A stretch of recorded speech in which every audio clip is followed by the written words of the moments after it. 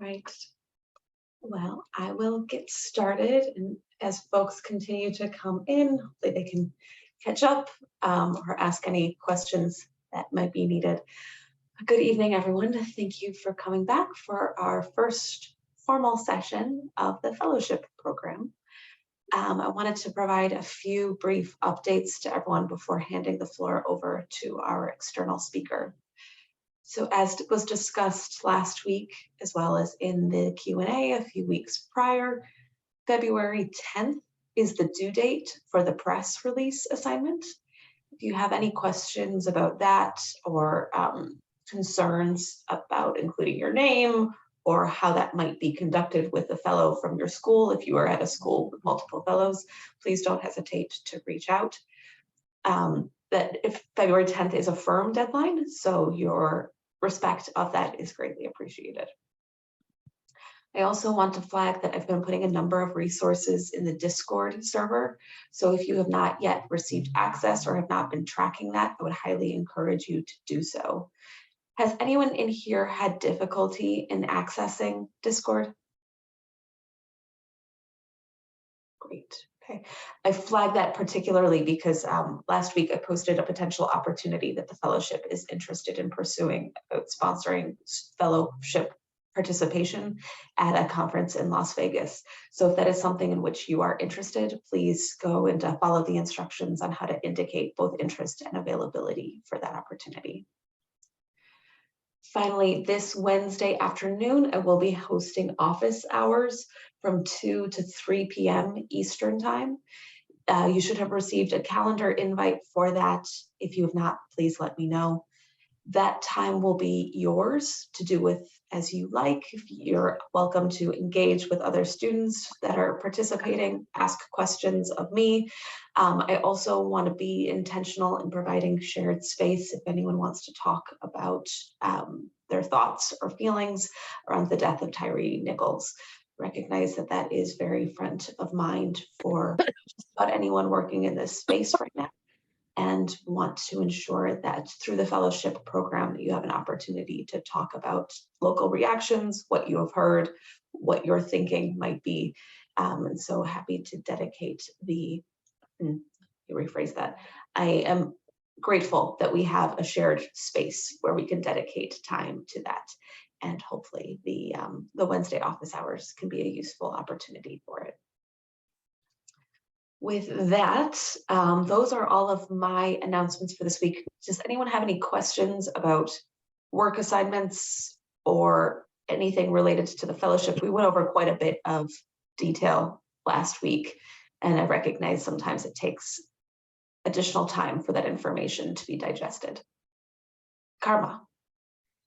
Hi, thank you. First of all, for some reason, my MacBook's camera isn't working, and I'm gonna try to figure it out, but that's why my camera is off.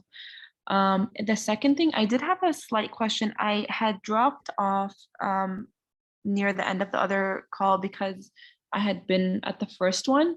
But from what I understood from the other student who's in my school's, like who was in this fellowship and also attending my law school, that we can do the what's it called? I keep forgetting the name of the assignment, due on the 10th together. Can we maybe talk more about that, or I can stay at the end and we can talk about that separately, just like how that would work? Sure, happy to. But yes, as stipulated in the PowerPoint presentation that was also shared for schools with multiple fellows, I would ask that you work together so that there is shared messaging that is being distributed. Okay, great. Thank you. Of course. Any other questions? Lovely. Well, we have really a stellar speaker with us today, and I'm very grateful to him for making the time to be with us.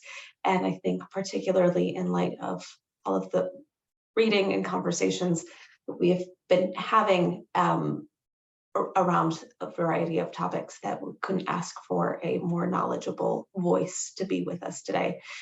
Today, we are joined by Professor Michael Scott, who is a clinical professor at Arizona State University's School of Criminology and Criminal Justice at Arizona State University, as well as the director of the Center for Problem-Oriented Policing, which is a research center that produces and disseminates information about how police can effectively and fairly address specific public safety problems. He was formerly a clinical professor at the University of Wisconsin Law School, a chief of police in Lauderhill, Florida, special assistant to the chief of the St. Louis Police in Missouri, the Metropolitan Police Department, a director of administration of the Fort Pierce, Florida Police Department, a senior researcher at the Police Executive Research Forum in Washington, D.C., as well as a legal assistant to the police commissioner of the New York City Police Department. He received PERF's Gary P. Hayes Award for Innovation and Leadership in Policing, and has both a wealth of research and expertise and experience in this space. So Michael, thank you so much for being with us today, and I hand the floor to you. Thanks very much. Good afternoon, everyone. The one additional part of my bio that might be of interest to you is I also suffered through law school, as many of you are. And so in addition to working as a police officer, I earned a law degree. So what I'm going to do is I'm going to make an extended argument to you. So that'll, I think, take me about 50 minutes or so, and then open it up for questions and comments and discussion. As you see on, as I hope you all can see on this initial slide, I'm going to propose a different approach to policing than many people might be used to. But I'm not going to begin with describing that approach before laying out an argument about what is the need to change, to improve policing. Now, that may seem self-evident in today's environment, but policing hasn't changed a great deal in quite some time.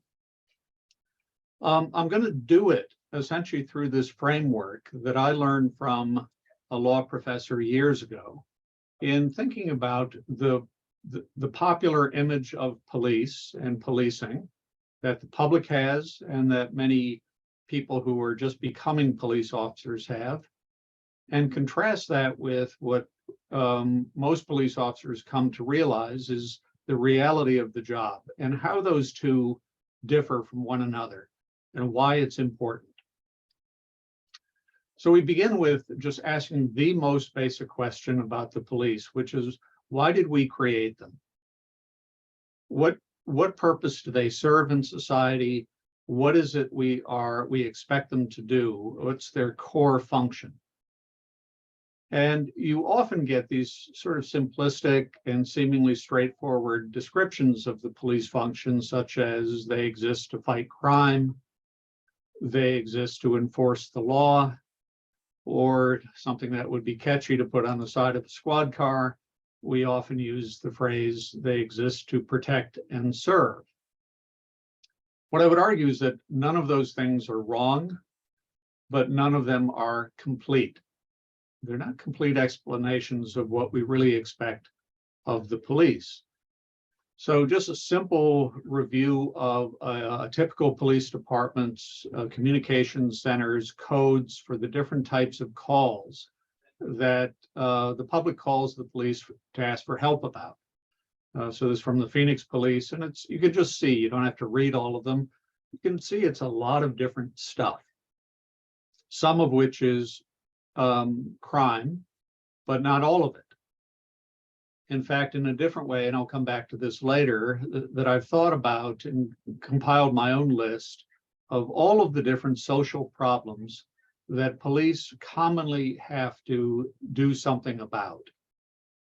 And while it's not critical to be able to read everything on this list, it is approximately 250 different problems that I would argue each one is different from the others that we ask police to address. So if nothing else, you get the idea that, well, there's a lot more to policing than might be readily apparent to some people. going back into the 1960s, the American Bar Association began a project that I'm not sure you may be able to see. This is a early 1970s report on that project, in which the American Bar Association, the biggest association of lawyers in the country, undertook to review the entire criminal justice system and to develop written standards for every branch of the criminal justice system, to include the police. So if you went to the ABA's website today, dug around a little bit, you would find the result of that several decades worth of work on the known as the ABA criminal justice standards, one of which, and just one of which, relates to the police function, which the ABA revisited and amended as recently as two years ago, really. But this work began in 1964. And so it's been there for a long time. The law professor at the time, who was asked to be one of the primary reporters of that major project, was a professor from the Wisconsin Law School named Herman Goldstein. And Professor Goldstein subsequently published a book called Policing a Free Society, with that cover, in which because he was the initial reporter for the ABA standards, he felt free to amend these objectives slightly and in important ways. This is what the ABA and Professor Goldstein came up with as a statement of all of the things that we ask the police to achieve for us in our society. The first and most obvious is to prevent and control conduct that's threatening to life and property. And this, of course, includes serious crime. But it also is to aid individuals who are in danger of physical harm, such as victims of criminal attacks. It's also, and this is an interesting one, they stated as an affirmative obligation, the police we create them in part to protect our constitutional guarantees. The easiest ones to think about are the right of free speech and assembly, including political protest. But it also turns out that we ask the police to protect us from them. So there are provisions in the 4th, 5th, and 6th Amendments that restrict the authority of police, and we expect the police to honor those and to help protect those rights. A tremendous amount of police work involves facilitating the movement of people and vehicles. This is all the traffic related stuff. Then we ask the police to assist those who cannot care for themselves, to include intoxicated people, drug addicted people, the mentally ill, physically disabled, the elderly, and the young. It doesn't have to be criminal behavior. We just ask the police to help keep these people safe. We also ask the police to resolve conflict, sometimes disputes between individuals, sometimes between groups of individuals, and sometimes between groups and the government. We ask the police to identify problems that have the potential to become more serious problems for either an individual, the police, or for government. Doesn't mean the police have to fix all those problems, but they often are the first to notice that they exist. A good example, police are often the first to notice that there's a new drug problem emerging on the streets, such as the synthetic fentanyl problem that we're dealing with today. And lastly, we ask the police to help create and maintain a feeling of security in the community. And all of that, what I would hope that you can take away from this is that that list developed by the ABA and Professor Goldstein describes a police function that is both more and more complex than is popularly imagined. The reason I say it's more complex is because if you go back and look at these 8 objectives, you quickly come to realize that sometimes the police cannot achieve 2 of them at the same time. they might have to trade one off for the other.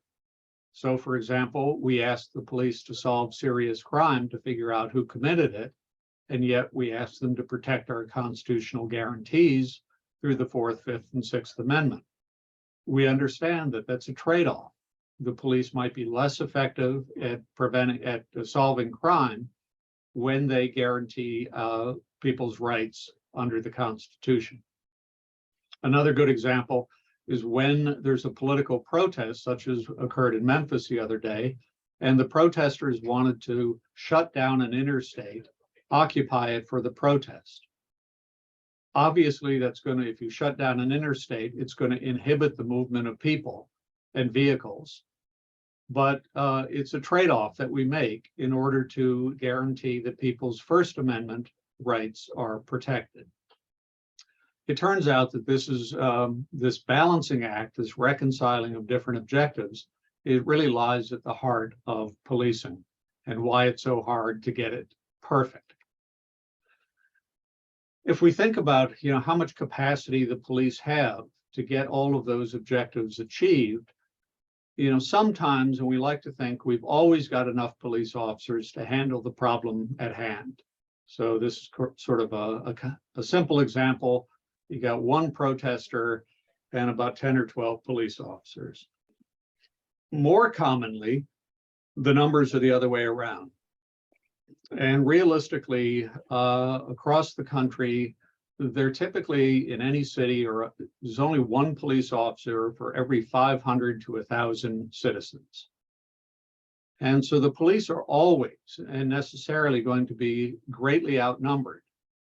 And so we cannot expect them to physically control everybody with the capacity that they have.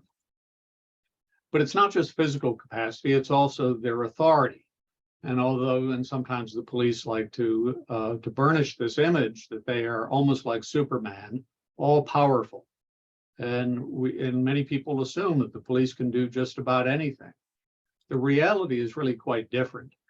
That even if the police have this physical capacity to use coercive force to make us do things, they don't always have the legal authority to do that. And police officers' authority is actually considerably more limited than most people imagine it is.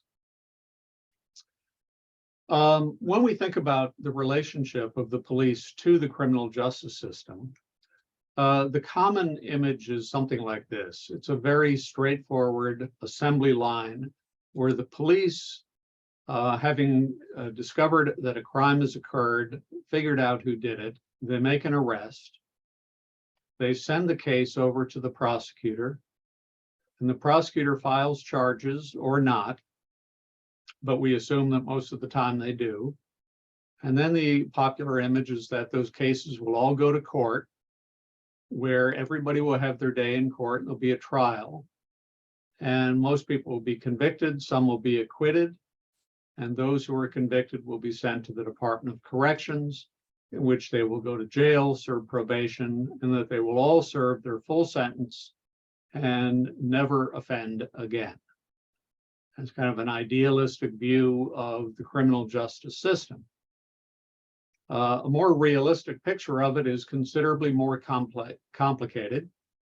Again, not critical that you be able to read everything here, but you just see that it's not all that simple, that what you see in this graphic here, which was produced by the US Department of Justice quite some years ago, you roughly see the police involved here in this light blue, then the prosecutors here in the dark blue, the pretrial or the courts and the adjudication occurring here, and then the pretrial sentencing and all of that work being done here in red, and the yellow being the correction system. What you'll also notice just visually is that the thickness of this line seems to get thinner and thinner as it goes toward the right. And that occurs because, as you see, along the way, cases begin to drop out. They don't all go straight all the way through to the end, right? Police don't arrest everybody. Even if they do arrest them, the prosecutors don't always charge them. Even if people get charged, the case doesn't always go to court. In fact, the reality is only about 5% of cases ever go to a trial. The vast majority are pled out, with the exception of people for whom the charges are dropped altogether or they are acquitted. And then when you get to corrections, it's rare that anybody serves an entire sentence. There's always some release, early release, or some other way of satisfying the conviction and the punishment without doing the full sentence. And of course, then we know that about 2 out of every 3 people, even having been punished, still come back and commit another offense. So that's just a more realistic understanding of how the criminal justice system operates. And you see this significant attrition. For every 1,000 crimes that occur, only about half of them ever get reported to the police. And of those that get reported, only about 20% of them get solved, meaning the police know who did it and are able to arrest them. And then the prosecutors are only going to file charges in half of those cases, with the vast majority resulting in a guilty plea and only a handful of acquittals. But of all those people who were convicted, the vast majority do some kind of community corrections rather than going to prison. And as I said before, very few serve an entire prison term. But that's not even the full story, because it turns out that if you looked a step back and said, well, in addition to making arrests, what else do the police do? It turns out that only about 1/3 of all the police calls, the things that they deal with, are criminal in nature, meaning the vast majority of what the police do it cannot be handled by the criminal justice system because it's not a crime.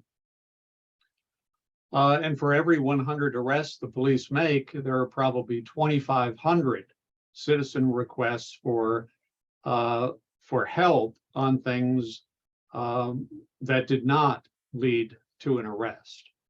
What this means is that the criminal justice system, strained as it may be today, is really not capable of even coming close to handling all of police business. And that means that the police, they really have to have other options. Again, yes, the police do deal with crime, but they deal with traffic and they deal with nuisances, and they just provide information to the public, and they resolve disputes, and they check on the welfare of people who may need help, and they provide some medical and sometimes even mental health care short-term to people.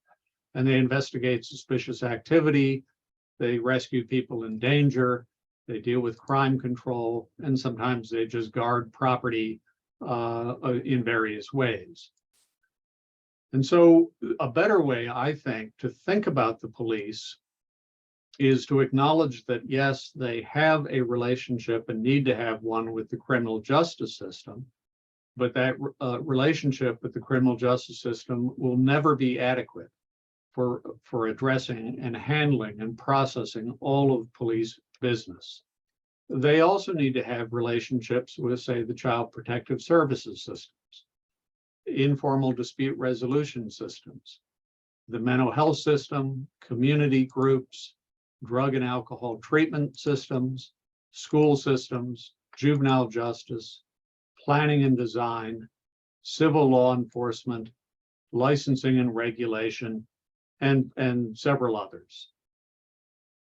So this view of the police and their relationship with the criminal justice system is quite different. It suggests that the police are as dependent on and need the support of all of these other systems almost as much or more than they do of just the criminal justice system. Another gap between image and reality relates to the discretion that the police have. It's been popular to imagine the police don't really have discretion. They are law enforcement officers, are sworn to enforce all laws that they can prove. And so we like to imagine that they don't get to decide which laws to enforce and against whom. But the reality is quite different. Police officers do have a lot of discretion. Just think of a regular patrol officer deciding where to patrol and where not to. when on patrol, what to look for, what to emphasize, what kind of violations, whether or not to investigate suspicious activity. If they do investigate, how to investigate. Do they get a warrant? Do they not get a warrant? Do they make a stop? Do they search somebody? Make a decision whether or not to arrest. So even if they have probable cause, it turns out the police don't always make an arrest. But even if they do decide to arrest, there are decisions and choices about how to arrest. There's a big difference between being put in handcuffs and taken to jail as opposed to being issued a citation and released at the scene. And if they don't make an arrest, then they have some discretion as to what alternatives they might use to deal with that particular problematic issue. Now, rather than pretend that the police don't have it, there's been a call by the ABA and others for many decades to at least openly acknowledge that police have discretion, but to structure it, to guide it. So some police departments, like Phoenix here, has a written policy that talks about officer discretion, but quite honestly, it doesn't say much more than police officers should use common sense. Mostly, this policy discourages them from using discretion. So one of the things that I always vowed I would do if I ever became a police chief, and I became a chief and I did it, was to write what might have been the first such policy in the country that specifically articulated for my officers in Florida what I wanted them, what I felt they should and should not take into account in deciding whether or not to make an arrest. And so this particular policy was then replicated, and this is an example from the Madison, Wisconsin Police Department. They essentially copied my policy verbatim. It isn't critical that we go through each item here, but essentially stipulating that the officer has probable cause to make the arrest and that there isn't some law or some direct order that says you shall arrest. That these are some factors I think the officers should be able to consider in deciding whether to arrest. And at the bottom are factors that I would not want the police to take into account. I don't want them considering the individual's wealth, their race, their ethnicity, their gender, or other things for which the law prohibits discrimination. I didn't want them worrying about the revenue that might be generated by writing tickets. I didn't want them influenced by the personal relationships they have with the person, or that the person might have with powerful people in society. And I didn't want the officers thinking about what was in it for them, whether they could earn overtime or avoid writing a report. So there remains a need today to continue working on this issue of how we guide and structure the discretion that police necessarily have. On this all important question of the accountability of the police, the popular image is we know exactly what every officer is doing. We can have them fill out a log at the end of their shift. Will tell us everything that they did. We'll make them write a report about everything that they did. And those things help, and they have a bit of value, but they don't really cover a lot of what a police officer does on a daily basis.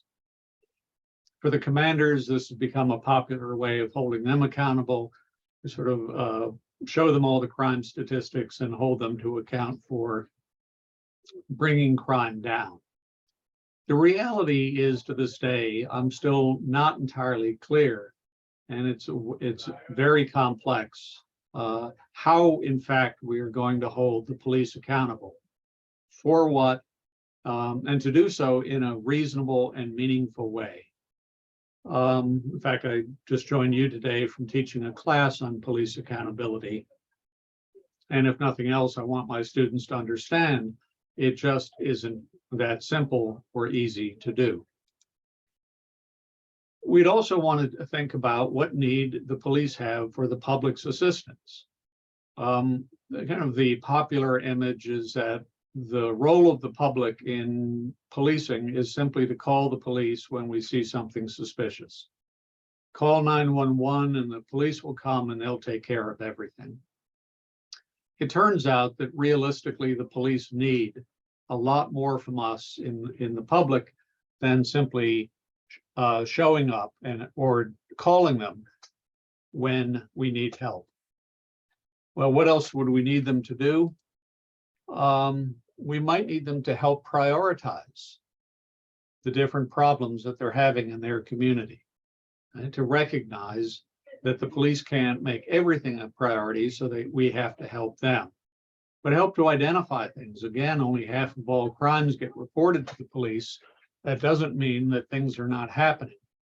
And so we need the public to help with that. The police also really need the public to get involved sometimes in just protesting against certain problem behavior. An open air drug market, a problem bar, street prostitution. Protesting can be a more active engagement by citizens in the business of policing.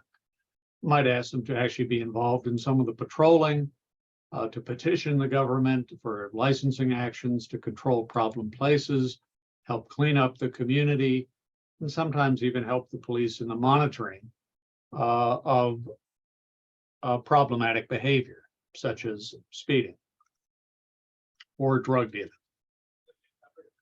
When thinking about, to what extent are the police under complete control, here too, we would like to imagine that every police officer is under this tight supervision by a supervising officer who's able to observe that officer's actions on every incident and at all times. And that just isn't the case. The reality is, for many police officers, they are out there by themselves or with one other officer, and the only other people who are seeing exactly what they're doing might be fellow police officers or the citizens involved in an interaction. It's almost impossible to keep the police under constant surveillance. The advent of body-worn cameras makes a step in that direction, but even that's not going to cover anywhere near everything that we might hope to be able to see. And sort of, so then we think about, under the idealistic image of what the police are, what kind of organizational structure would be well suited to that? And we typically come up with what many police departments do, which is a top-down hierarchical command and control system, an organization where everybody is under direct orders from another person. There are clear guidelines and rules to cover everything, and everybody just has to follow orders and follow the rules, and everything will run smoothly. Notwithstanding that, the reality is that for police to be effective, they really have to have much more fluid kinds of organizational structures in which information is communicated in different ways, not only within the police department, but outside it, to other government agencies and with the community itself. When thinking about who makes the ideal police officer, at one time we might have thought that the most important quality in a candidate for a police officer is obedience, the willingness to follow orders and to follow the rules. And although that is important and has value in policing, really because of the impossibility of direct supervision, we really do, and the complexity of the police job, we need people who are capable of being independent decision makers, self-motivated, guided by a code of ethics, but not always by stringent rules to tell them exactly what to do under every circumstance. And quite honestly, we need them to be fairly adaptable rather than just obedient. In some ways, I hope some of you have still watched this old classic movie, The Wizard of Oz. But The Wizard of Oz tells the story of this image that these people have going on this quest, that everything they want in life, courage and wisdom, is controlled by the wizard. And the police sometimes try to create this image that the police they're everywhere, they're all present, they're all knowing, they're all powerful. And sort of just like in The Wizard of Oz at the end of the movie, the little dog pulls back the curtain and reveals that this is all just an image, a carefully controlled image by one man creating this illusion of power. And so I often, say to the police that it's understandable that they would want to create the image of omnipotence, but that it comes at a significant cost, because it implies that the police can get everything done, achieve all their objectives without any help. And that's really far from reality. The police need a lot of help. They need a lot of engagement from other sectors of society in the business of policing. And that's the reality that we need to address. So in summarizing all of this gap between image and reality, it's just, these are profound, there is a profound gap in many of these different dimensions of the police function. And there's a need to kind of narrow that gap. And so this approach to policing that was developed originally at the University of Wisconsin Law School, which is still viable today, is intended to be responsive to that. It's also mindful that the conventional strategy of policing, where you just hire a lot of police officers, have them drive around, respond rapidly when the public calls, investigate crimes, occasionally do crackdown enforcement, that although there is some value in each of these parts of the policing strategy, we've come to realize through research that this strategy alone is not going to lead to very effective or fair policing. Many of you have probably at least studied in passing deterrence theory, but much of the criminal justice system is built on the premise of deterrence theory, which says that punishment will deter criminal behavior if the punishment is certain, severe, and swift. And to the extent that's true, the police really only are able to affect, and only at the margins, the certainty that people will be caught. We don't expect them to be involved in administration of punishment, and they don't really control how quickly the process occurs. So even though police have put a lot of faith in this one theory to influence what they do, turns out that this deterrence theory is actually more limited than many people imagine in terms of its effectiveness. And so I don't need to cover the details of all the research on this, but again, each one of those aspects of that deterrence-based strategy have been significantly called into question by research over a period of 40-some years. And so this is what summary of this research has generally said, that what I described there is the standard model of policing tends to be the least effective. What is more effective are these other approaches, with the most effective being an approach that uses a wide range of interventions and not just criminal arrest, and also tends to be highly focused on particular problem locations and people and behaviors. And that approach is what I'm going to propose and describe here, an approach called the problem-oriented approach to policing. So this idea, again, first articulated by Professor Goldstein in 1979 in a journal article, elaborated in a 1990 book. And this is a very quick summary of it, 10 major elements here to it, and I'll go through these one at a time. The first one is to rethink the basic unit of police work. So in the conventional model of policing, police think of their work as comprising kind of one incident at a time, call for service, a crime. And the way in which police think about it is the bad thing happens, they go, they investigate, they deal with it, they resolve it, and then they go to the next one. And this is true both for the patrol officers and the detectives.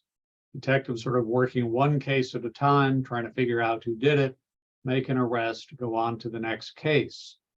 While there will always be value in that, essentially Goldstein was arguing that if police rethought and understood their business as being more than just dealing with isolated incidents, but dealing with social problems that fit within the broad mandate of the police,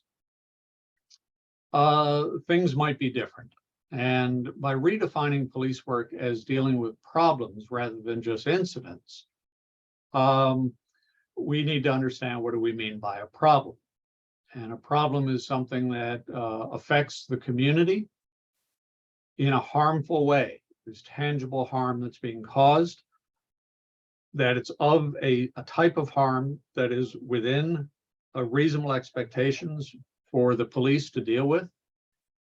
So we don't expect the police to deal with all of our medical problems, all of our financial problems, but we do expect them to deal with problems that affect our public safety and our security. That there are these discrete events that occur and are describable. Those are the calls for service, the crimes. Importantly, that they are recurring. It's not just once. It wasn't just one burglary that happened at this one house, but it's something that has happened in the past. And unless we do something special, it's likely to keep happening in the future. And that there's some similarity between and among these incidents. And that takes us into recognizing these problems and defining them in a variety of ways, looking for common features. The most obvious one would be it's the same behavior. It's the problem behavior of panhandling or robbery or assault or speeding or drug dealing. Or we could also understand the problem in terms of the people involved. So it could be different behavior, but it's always that gang, problems associated with mentally ill people, with chronic inebriates, with repeat offenders, repeat victims, and so forth. Or the common denominator could be where, the location. Different behavior, different people, but always at that bar, that intersection, that neighborhood, that house, that apartment complex. Or lastly, the common denominator is same time of day, day of week of the month, so forth. And it turns out that many problems actually have common features on all four dimensions. So a common problem in many college towns, assaults by and of college students in and around college bars on weekend nights. Common behavior, common people involved, common locations, common time element. And what we've found is that the more precisely the police define these problems, the more likely it is that they will be able to develop an effective and a fair response to that problem. So just as is true with criminal cases and incidents, they come in different sizes. It could be a small manageable problem at just this one motel, this one individual. Some problems manifest across a neighborhood, a larger police district, across an entire city, and some problems are, of course, cross-jurisdictional. So what do we mean, again, by the problems? Well, again, this takes me back to my list. And, from A to Z, it could be anything from abandoned buildings to domestic violence, gambling, graffiti, assaults at group homes, noise problems, organized crime, prostitution, underage drinking, witness intimidation. And again, back to my list of in the neighborhood of 250 different types of problems that we ask the police to do something about. Well, where would the police go looking for problems? It's easier to understand how police recognize an incident. Somebody calls the police and says, help, come now. Or a police officer sees a crime occur or a violation occur and intervenes. But the problems don't always, pop out in the same way, and the police have to go looking for them. So they might be out there talking to individual citizens or to community groups and asking, not just what did you report to police, but what's bothering you? What are the issues in your community? They could do surveying to more systematically find out what more people think. They could mine their own data to look at within their record systems for the patterns. They could solicit information through anonymous tip lines. They could use crime mapping to figure out where things are happening. Journalists are often very good at describing some chronic problems. And of course, the police officers themselves often have information, knowledge that they see, but don't always file in a police report. So this is the really newest aspect of this whole approach to policing, is to introduce an analytical dimension to it. So it could be analogized to forensic investigation, but it's really more social science research. Getting the police to, having identified a problem, to look into it, to understand not just who, what, when, where, but also, and most importantly, to understand why. Is this a real problem? Is the problem what we first thought it was, or is it something different? Do we have a theory as to what's causing the problem? And do we have some evidence to support that theory, that we know what really is causing it? And the whole purpose of doing this analysis then is to discover a new, more effective strategy for dealing with that particular problem. And this is where it's highly important that the emphasis is on not just reacting to problems and punishing people for them, whatever value that has, but also to preventing future recurrences of this type of problem. And so preferring responses that are not just punitive, but are also preventive. And very importantly, that are not exclusively dependent on using the criminal justice system in order to solve the problem. You know, what we've learned the hard way over decades is that the criminal justice system has got limited capacity, and it also has limited expertise. We see this most acutely in the context of mental illness and substance abuse, where for the most part, we realize that a bit of time in jail or prison is highly unlikely to significantly improve a person's behavior if it's significantly influenced by mental illness or by drug or alcohol addiction. And so what do we mean by alternative responses? I'm just using this police duty belt as a metaphor. Could be focusing on repeat offenders, victims, and complainants. Highly focused again. Issuing warnings rather than making formal arrests. Where the arrests might be necessary, using more selective intensive enforcement against the individuals or at the places where it's really needed, and not just so broadly across the whole community. Making great use of a variety of civil laws that police themselves don't typically know how to enforce, but city prosecutors and others do. Creating and enforcing new probation conditions or parole conditions, and then helping corrections officials monitor those violations. Engaging in mediation, negotiation. There's a whole world of things police can be involved in terms of altering the physical environment in which crime occurs to prevent that crime. The police could engage in pressing legislatures to create new laws that control the conditions that create problems. A good example, theft of scrap metal has been a national problem for several decades. And in many communities, the police came to realize that the most effective prevention is in better control of the scrap metal industry to get them to do a better job of not buying metal that's likely to be stolen. And in some communities, the police have urged that new laws be created to set up those regulatory systems. Sometimes the police are conveying information. They're also, just to help people avoid engaging in problematic behavior, they're reinforcing informal social control, the leverage that's used, where the police really just have to reinforce the influence that parents, school teachers, employers, landlords, military commanders, and a whole range of other people. The informal social control that they exercise over others' behavior, police might reinforce that. They could coordinate with other services, other social and government services, or they could mobilize the community in ways that I had described earlier. Lots and lots of different kinds of alternatives.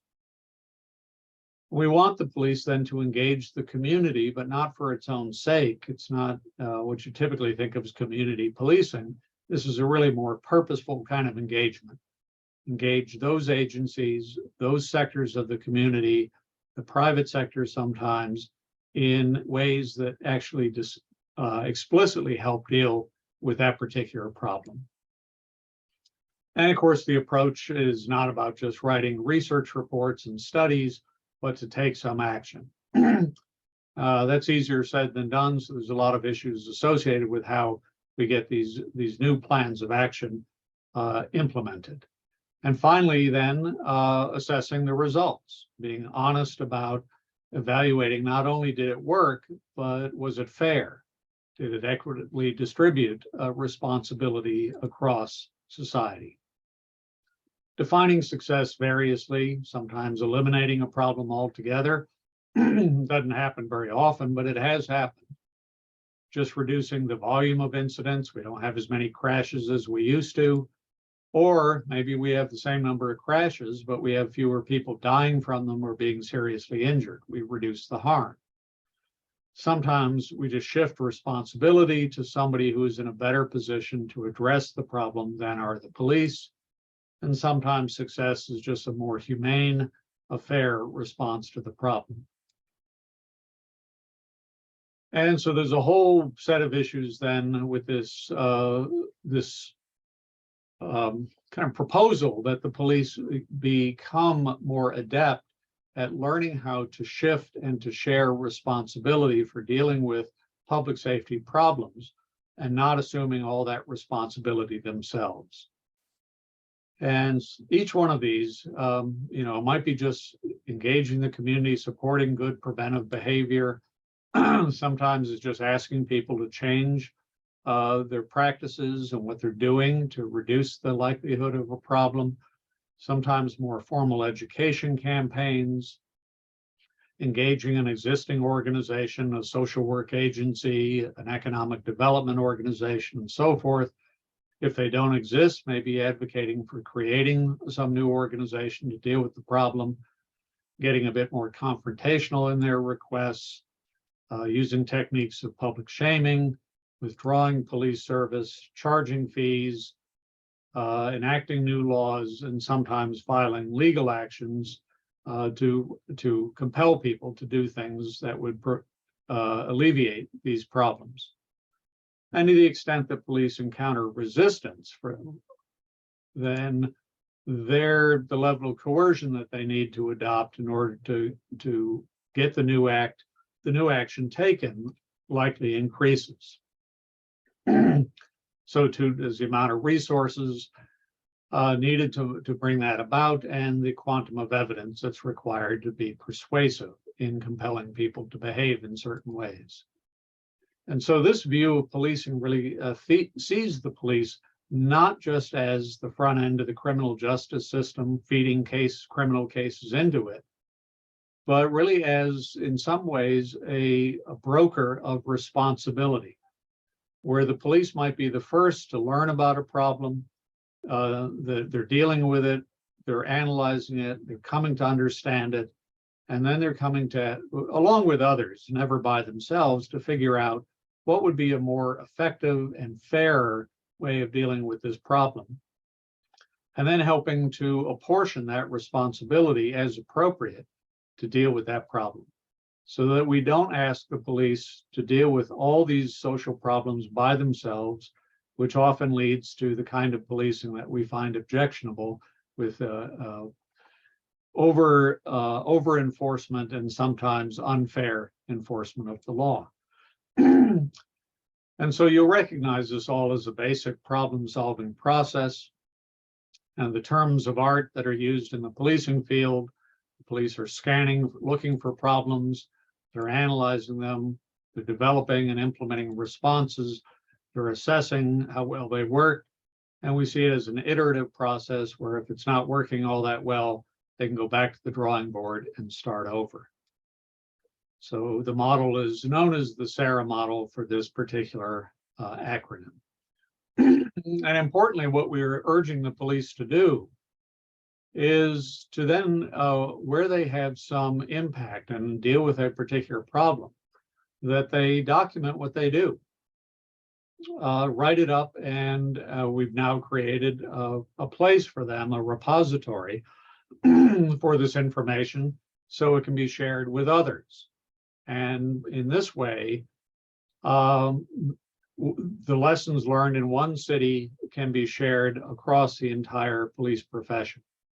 I'd ask all of you to reflect on it as you're in your legal education. You've already come to appreciate how much information is at your fingertips as a law student about every aspect of the law, what the law is, how the law works, what the case laws are. There are treatises for lawyers as to effective ways to deal with legal problems. So what we're talking about here is developing the equivalent for the police profession, what exists for the legal profession, the medical profession, and other professions.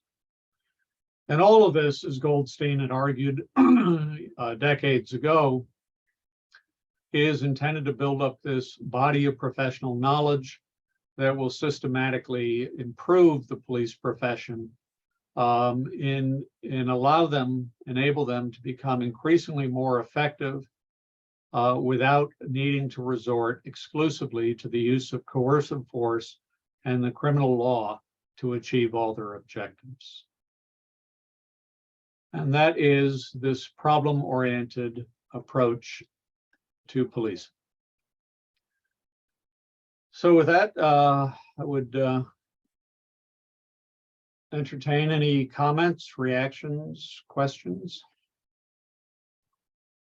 Michael, thank you so much for that. I think it really provided a great overview of the larger infrastructure of policing, both as it relates to the criminal legal system as well as to the larger community. Holly, I see your hand raised. Yes, thank you so much for your presentation. It was fascinating. As you talk about shifting to a different form of policing, I'm curious what the training would look like. Specifically, what pops into mind is I studied criminal justice, and there was a lot of drilled into your head. There is no such thing as a routine traffic stop. A lot of viewing every scenario as something that could go wrong in order to keep officers safe. But there is definitely a tendency for that to develop into some dangerous situations. So I wonder if would the training address that type of scenario? Yeah, that's a great question. And having served as a police officer myself, I will never undervalue the importance of keeping officers physically safe. And so there is all of that training, whether it's in defensive tactics, in use of weaponry, in just situational awareness. That's all. I would not sacrifice that. What I'm suggesting is that there needs to be additional training that also helps the police officer understand how to identify problems, how to address them in a preventive way. So, for example, although a police officer can't anticipate when or where he or she might be attacked, it's sometimes the case that police officers know that there are places or groups of people that are notoriously threatening to police, and that there's a greater likelihood of officers getting injured in dealing with that particular place. Maybe a particular bar or an apartment complex. And so rather than going time after time after time to incur that same physical risk, you want that officer to be able to say, why is this kind of risky behavior being tolerated for so long?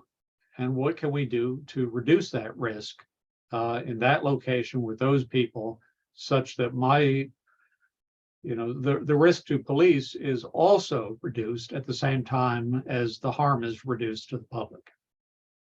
And that can be trained. We know how to do that. Thank you. Jaden? Hey, Professor Scott, thanks for your presentation. I really enjoyed it. I was it's kind of a comment and a question combined. I wanted to highlight some things going on here in Raleigh at Campbell Law School that I believe line up some partially with this idea of problem-oriented policing. We have a restorative justice clinic here at our school that basically takes referrals from the juvenile justice program here in Wake County and other counties in surrounding, as well as just kind of other referrals to other different kind of programs and doing mediations for situations that would otherwise be dealt with punitively, where there would be a criminal sentence applied and all of the effects that would kind of flow from that. Another specific kind of program is Fathers Forever, where fathers who are who maybe be behind on, you know, child support payments or that kind of thing, instead of them,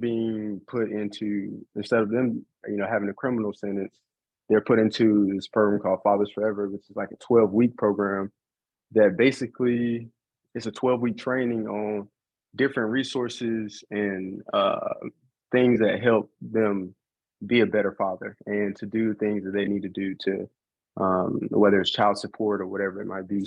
So those kind of things came to mind as you were kind of going through the ideas of problem-oriented policing. So I was wondering if maybe you could kind of comment on how that does or doesn't line up. Yeah, those are both fantastic examples. In fact, a colleague of mine who was a British police commander, she published a whole book for police on the police role in restorative justice. And you've made the point very nicely. They serve as good examples of somebody other than the police stepping in, whether it's the community, the affected community in the case of restorative justice, or some social work professionals in the case of the child support, rather than relying exclusively on criminal law enforcement for child support, criminal prosecution of repeat offenders. Those are things that you could imagine both the police maybe participating in some fashion, or maybe not. Maybe all that's required is really the police to know that they exist, to be supportive of those programs, and maybe to make appropriate referrals of people to those as well. So I think those are great examples. Since you're in Raleigh, my center's website has collections of case studies from lots of police agencies. And there was a period where the Raleigh Police Department was really deeply engaged in the problem-oriented approach. So there's a bunch of case studies there that you could look at. There's also another very good example out of North Carolina. It really originated in Boston, but then was replicated in High Point, North Carolina. And this is a concept that's called focused deterrence. I'd encourage you to take a look at that. It was used in High Point in the context of violent drug trafficking markets, and then extended more recently to the problem of domestic violence. And the real key to this approach is it does bring a strong law enforcement dimension to it, but it comes with the willingness of the police and the prosecutors to not to prosecute if these offenders are willing to accept offers of assistance. And so what you get is a simultaneously kind of a threat of punishment that's matched by an alternative and a promise and offer of social services to a person who is willing to change their life, but just needs some help to do it. It's a pretty profound idea, but I think it would nicely fit within some of what you're talking about.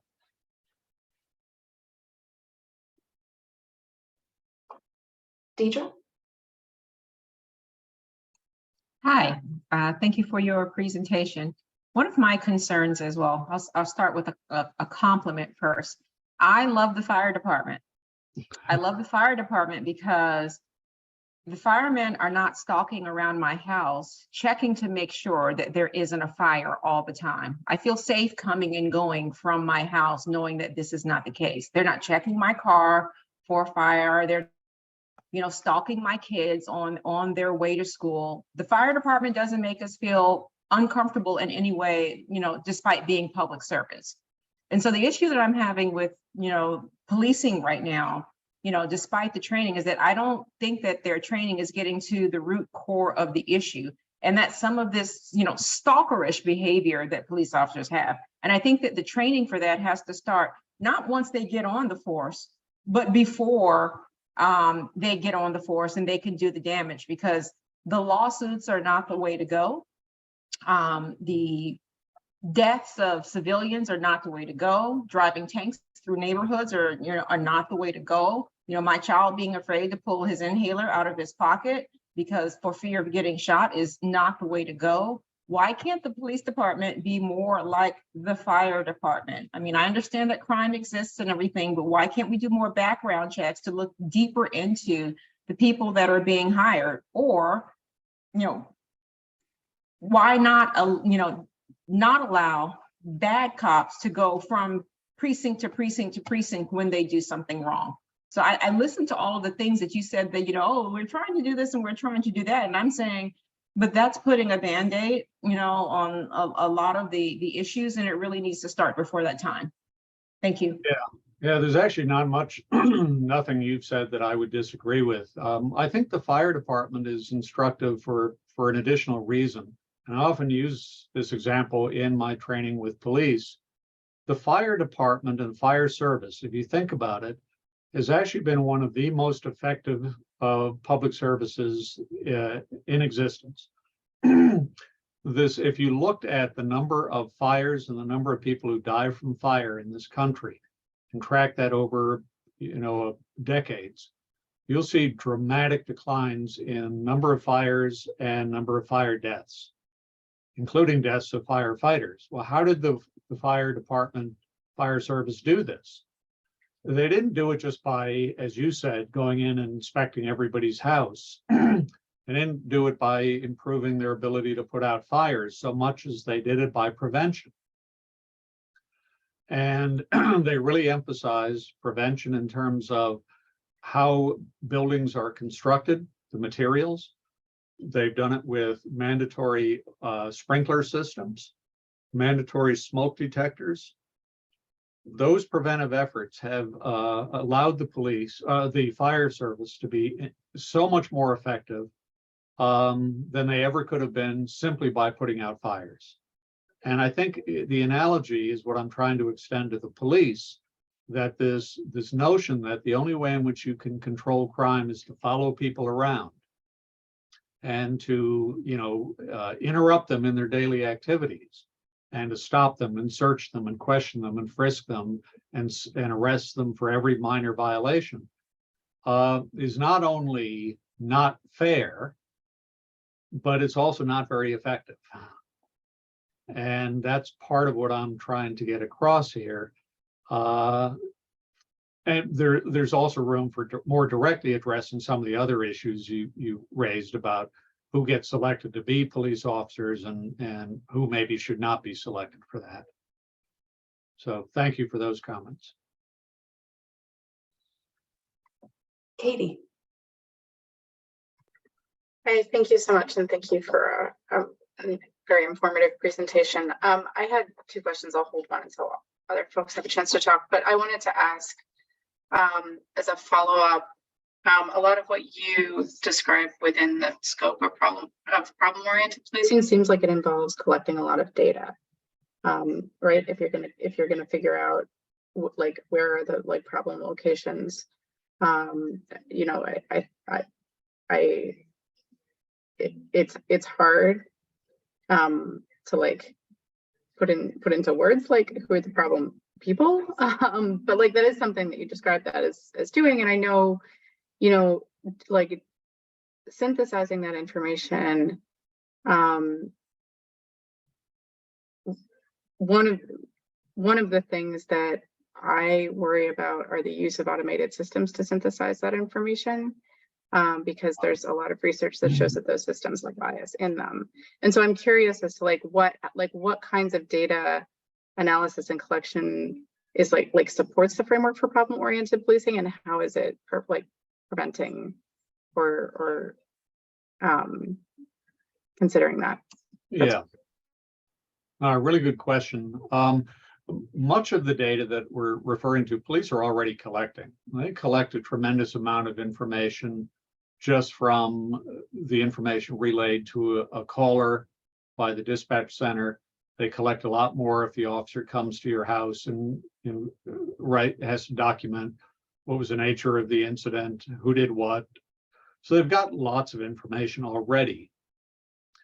But there also is information that the police ought to be collecting that may not be readily available or readily collected. Here's an example. The problem of drunk driving. A drunk driving arrest report will contain a tremendous amount of information, but in many places it doesn't contain information about who served the alcohol to the drunk driver. And one of the things we've learned about that problem is that to the extent we can reduce over-serving at licensed liquor establishments, then we can reduce the risk of drunk driving. And that might necessitate finding out where did these drunk drivers who get arrested, where were they served the liquor that got them that intoxicated? And so that might call for some original data collection by the police. I also want to make this point that when we talk about identifying problem people, I hope it's not understood that that necessarily means that what we're going to do is then harass those people. It could be quite the opposite. So, for example, a good case study comes out of Houston, and the Houston police, in collaboration with the mental health professionals in Houston, they came to realize that when they actually analyzed the data, there was this fairly common, typical kind of pattern where a relatively small number of individuals in that city of 2.5 million people were consuming a disproportionate amount of both police resources and mental health resources in going day after day after day to deal with the latest manifestation of their mental disorder. And so what they used that knowledge to do was to identify the most frequent users of mental health and police resources who were mentally ill, and to develop customized and in-depth treatment programs and plans with special attention on those individuals. And it was 30 people, 30 individuals.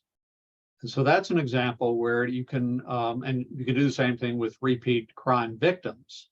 Once you know who they are, you can do more to help them reduce their risk of crime victimization.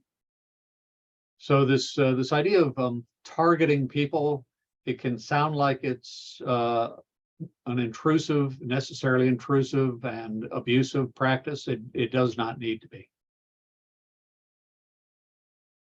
I also share your concern about automated or artificial intelligence for gathering and analyzing data. This kind of information needs to be processed through a lens of values and judgment and wisdom. And you often find that missing in some of these algorithmic programs that have become fairly popular. Marenike? Hi, thank you for your presentation. I'm sorry, I'm a little hoarse. My question is really about some of the language that you used. And in describing the methodology that is used, and just you, at one point in your presentation, you referred to police departments as businesses. And there seems to be a very like mathematical sort of analytical way that this is these problems like are approached. And I'm wondering if you think, as a police officer and somebody who has studied law, that this language is part of the problem and part of why we can't move past to solutions, because it is, to me, sorry, it appeared that it was just very like removed, right? So it doesn't seem that like the way that you described it, the police are really a part of the community. And then if they're not really a part of the community, then it's more likely that they won't see the people that they have or that they're serving or protecting, or, so on and so forth, as, human beings or their neighbor or something like that. And then I feel like when there's that removal, we run into the issues that we're seeing.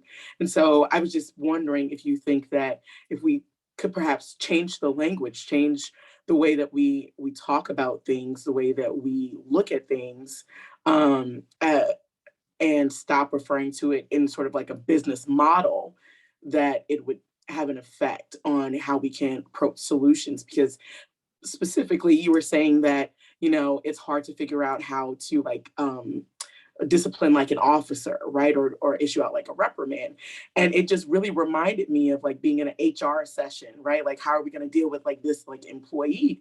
But I'm thinking like, if I had like a bad child, like what would I do? That's, and I feel like that's a different approach, because, I'm thinking of that child, I'm thinking of their emotions, I'm thinking of the impact, how the world is going to impact them.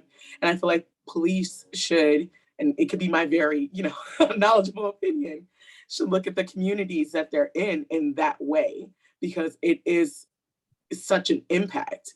And being so like removed or cold, or just like, I dealt with this traffic stop and I'm going to put it in this formula, and this is what's supposed to happen.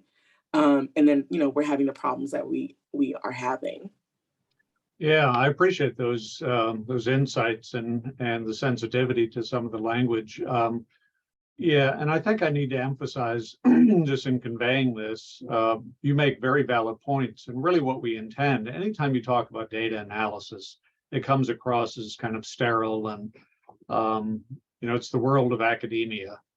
But the problem-oriented approach in that slide that I have about engaging the community is in part equally emphasizes not just relying on the data, but also engaging the community in helping to understand the problem, define the problem, and to authorize the police in terms of what kinds of responses that community that's affected by the problem wants to see and doesn't want to see.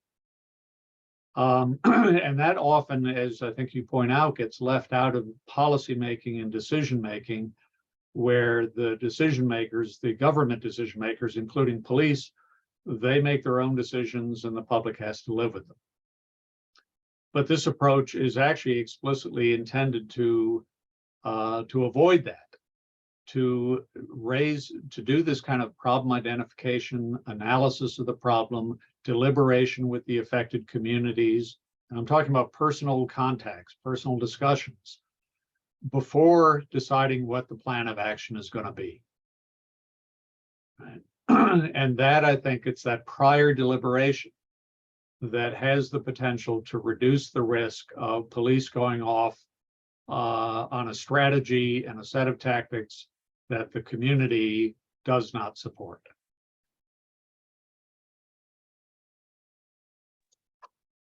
Sydney? Hi. Thank you so much for being here and talking to us today. And I also just want to recognize the fact that you are a police officer who took the initiative to continue their education in order to learn about not only the community, but how policing works. But that's not always the case. So I may be generalizing here, but the standard to become a police officer is very low, considering the amount of discretion that they have in policing communities and basically being that gatekeeper between a man or woman going to jail. Because once a police officer decides that an arrest should be made, usually they're the offices that follow suit in order to support that decision, unless there's like an express abuse of authority. So with that being said, do you think that police officers should be required at the bottom level to be required to have more education outside of a high school diploma or equivalent? And should they also be required, just like lawyers and doctors and any other professional who has great discretion with people's lives, to continue their education, not only on a communal level, but on a legal level too, because we want them to be able to enforce these laws, and they don't know them. And as a person of color, and being, in my police stops and watching my brother be stopped, when police officers realize that the person they stop is more educated than they are, it makes them more defensive, which also, continues to create that issue. So I was just wondering, like, do you think that police officers should be held to the same standard of degree that a lawyer has, or that a dentist has, or a doctor? Yeah, I'd say unequivocally yes. Yes to everything that you said. And what we find is that the degree of education and continuing education and continuing training for police varies tremendously across the United States. The police department where I started as an officer, for example, and I was proud of it, of the 20 of us in the police academy, every one of us had college education. And over the years associated with that, and we were more racially, ethnically, and gender diverse than any police academy in the past. In New York City, for example, when we were trying to diversify the department and try to improve higher education, we found that recruiting African-American women was the best way to achieve both, because African-American women, at least in New York City at that time, tended to be more highly educated than most other demographic groups. And so this ought to be supported. I would say bare minimum, again, my preference is a bachelor's degree to be a police officer. At a minimum, an associate's degree, but preferably a bachelor's degree, and that it never stops, that the professional training and education be continual. But that costs some money. And so that's a decision that legislatures have to make, including city councils. They're willing to invest in the continuing education and training of police officers. But I agree with your proposal completely. Thank you. Dakota. Hi, thank you so much for speaking to us today. I really learned a lot. I had a question really about bystandership. Here in Minnesota, we were just introduced, where they just implemented bystandership based off of ABLE from, I think, Georgetown. And so I read the policy, and I understand that it's supposed to encourage officers to kind of intervene, not just for officer safety, but for if they see another officer, engaging in misconduct. And what I noticed is, while there is this discussion of ABLE and this, significance of bystandership, there isn't anything specific in the policy about how these things are going to be executed, or how they're going to protect the other officers that are sticking up for the right thing. Because I think that we can all acknowledge and agree that there are a lot of officers that regularly engage in misconduct, and there are other officers that want to stop it. But it seems that I would imagine that there's some kind of fear that they have for coming forward. And so I think you mentioned that you had proposed more detailed policies where you worked. And I know that there is a section in the Minnesota Standards of Conduct for police officers that allow that. But do you think that maybe creating some kind of system that would allow the other officers who report other ones for misconduct in some way, like some kind of anonymity, or separating the person that's been reported of misconduct, like removing them from the division or the unit would be beneficial at all? Yeah, you raise a very, very challenging issue here. By the way, Minnesota was one of the first states in the country to mandate 2 years of college education to be a police officer in that state. So there's some, obviously it didn't cure all problems for sure, but still a step in the right direction. Also a good policy on bystander intervention also imposes penalties on the officer who doesn't intervene when they should have. And so that can't be just an optional thing. It has to be, the rule has to be created. The rule has to be enforced. The discipline needs to be significant, but it's also important to train the officers in techniques for effective intervention. It is good cops do this all the time. I will even say I've benefited myself a couple of times from an older officer just, stepping in and whispering in my ear, "Hey man, keep your cool. Don't let this happen."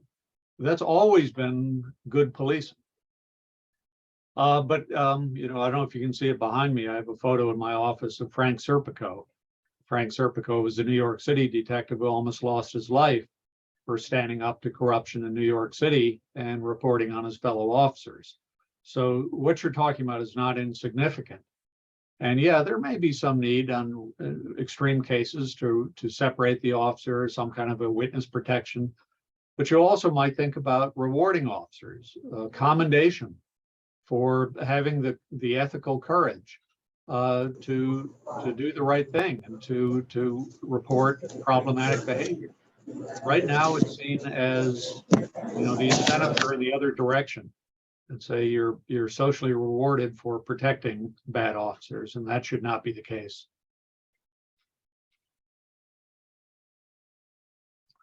Jaden. Yeah, one more quick question, Professor. I was just gonna ask, what do you feel stands in the way the most of fully implementing problem-oriented policing? What, whether it's on a system level or whatever it may be, what do you feel like is most in the way of fully implementing problem-oriented policing to kind of address the things that you want to address?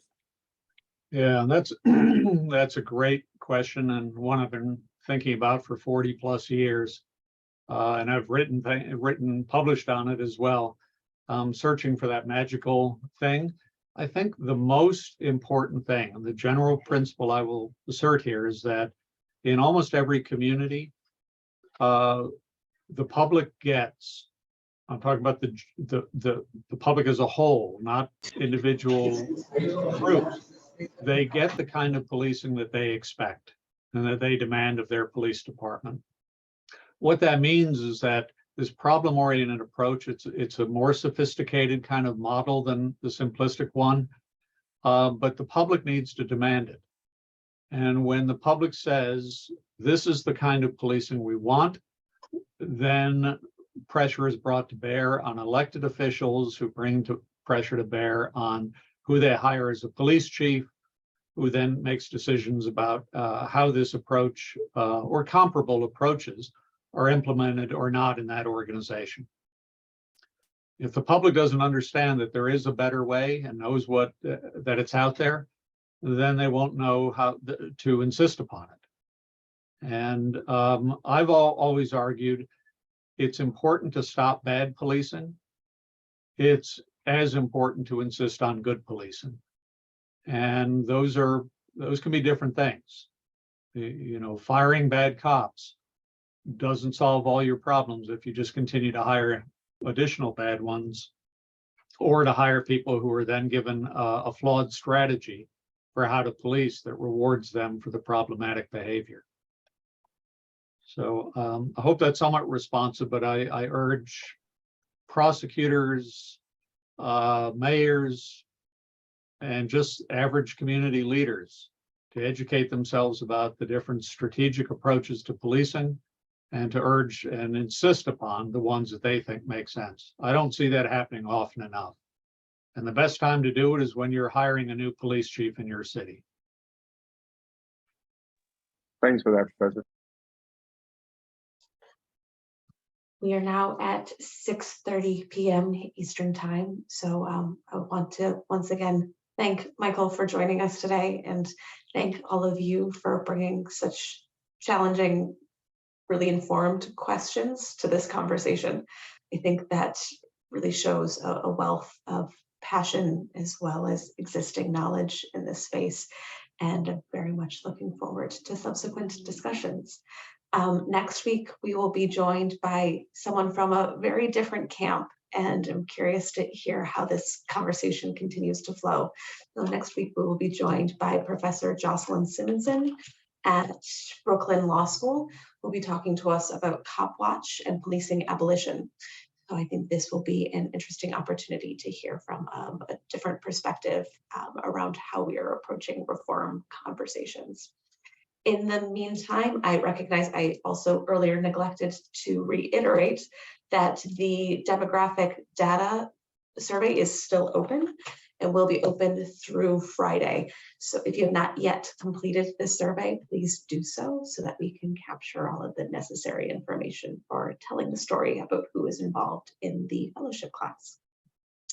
As well, just another reminder that we'll be having office hours on Wednesday, so please feel free to join that conversation as well if you have additional thoughts that arise having digested some of the information either from Professor Scott today or around current events or around your press release assignment. Thank you all for joining us this evening, and I look forward to seeing and hearing from you soon. Thank you. Thank you.